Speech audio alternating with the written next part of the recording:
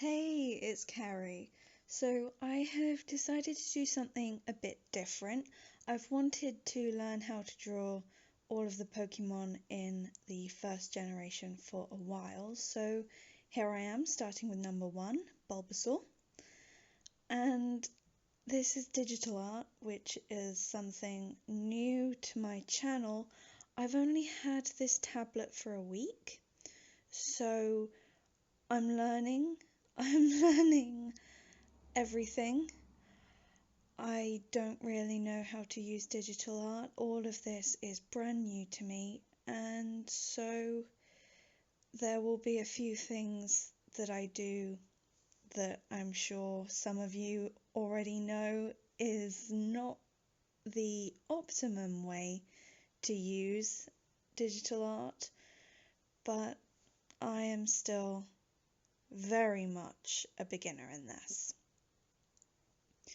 So that was my first attempt at a Bulbasaur, and this is where I start to get frustrated. It's not the easiest thing to do while you're a little bit poorly. That's why this video didn't actually come out on Wednesday. I was recording this section so that it could, but I was a little bit ill, not with corona by any means. And here we are on the more recent section. This is where I found the same picture but in reverse, so it's just going to be the same Bulbasaur, but the opposite way round. I decided this time to keep each of the versions that I drew, because that's what I do in traditional art, so I figured why not do it in digital. It does help me improve to see my previous ones there. Also, the beauty of digital art means that at any point I can hide different layers of the drawing, so as long as when I do the one that I like best, I do it in different layer sections, I can make sure that I can get rid of the initial ones and just see the ones that I think are perfect. It sometimes takes a while to get the right line, so just a few attempts. They may look very similar to you. Looking at it from here, it is actually very similar. But at the time, I could see a large difference.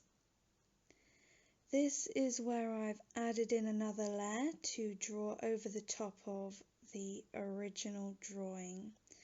This is in a dark greeny blue colour. I have put a few changes in on this layer because I wasn't entirely happy with the original. So you can see that I've made the bum a bit shorter and a couple of alterations with the head. In general though, this is the version that I like the best. That is what I mean by hiding the layers. Just finding different colours that I want to use, setting out the palette.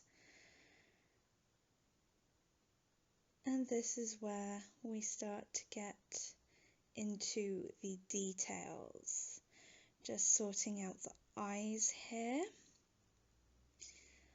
Do the lines in one shade of red, and I was planning on colouring them in the same shade, but I changed my mind in a little bit.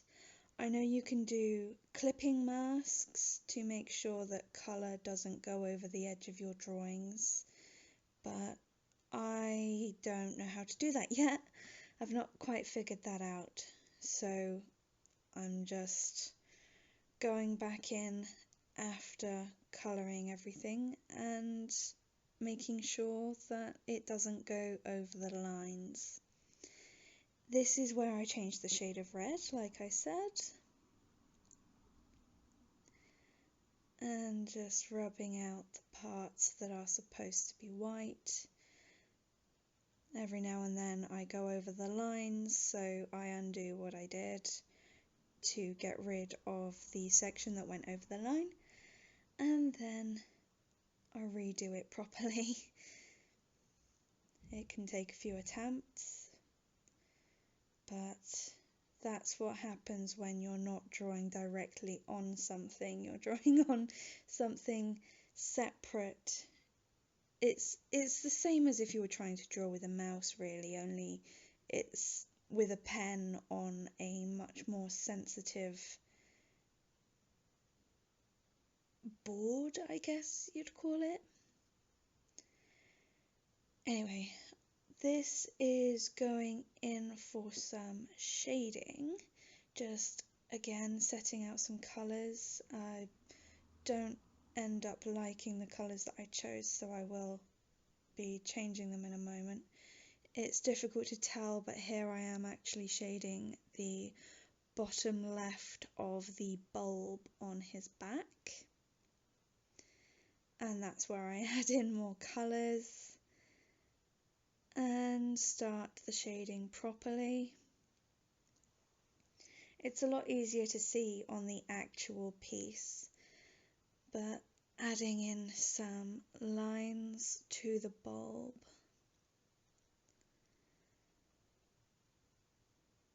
Alright, this is where I do the shading on Bulbasaur himself.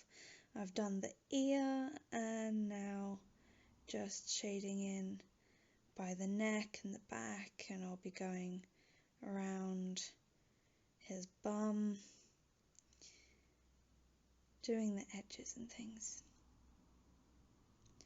I'm really glad that I decided to rub out some of the colour on his toes, because the real Bulbasaur doesn't have colour on his toes. It looks so much better that way. Just finalising the piece here, rubbing out all of the excess bits, which can be a little bit finicky, but I got there in the end. I enjoyed this so much. Like, when I actually managed to do this properly when I wasn't sick, I enjoyed this so much. I'm going to be doing a lot of digital art coming up. I will still be doing my Wednesday pyrography videos occasionally, but a lot of what I'm doing will be on digital art for now. Just showing you the layers and different stages here. There we go, Dex number 1, Bulbasaur. So thank you very much for watching. If you enjoyed this, do make sure to like the video and subscribe if you're new around here. Check out the playlist of my Pokemon art as well.